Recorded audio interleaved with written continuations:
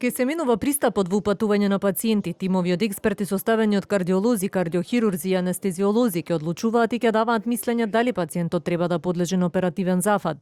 Министерот за здравство вели дека ова е само една од измените кои ќе следат во системот откако беше утврдено во десетина случаи дека пациенти биле упатувани или оперирани на срце без соодветна медицинска индикација. Хартимовите произлезе од работната група, значи еден од начините како се работи во светот, а да имаме второ мислење за секој пациент дали треба да се оперира или не треба да се оперира, се креира таков тип на хартимови.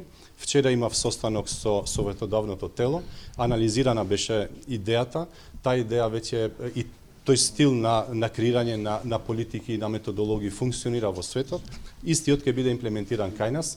Тие рекоа дека можеби би било добро не 3, туку 5 експерти да бидат во тој hard team, така да во наредниот период ќе креираме нов протокол, ќе треба да се креира за да може таа компонента на hard team да биде дел од протокол. Во меѓувреме течат административните процедури за ангажирање на тројцата странски експерти, а министерот Алиу вели дека сега ќе следуваат и адхок проверки на терен во болниците низ земјава, кои третираат кардиоваскуларна патологија. Понатаму секако институцијата отворена Министерство за здравство за да може да се пријават и понатаму ако има случајно злоупотреби, но тоа не значи дека оваа стручна комисија ќе ги работи. Ова беше креирана заради адхок процесот кој што ни беше активен.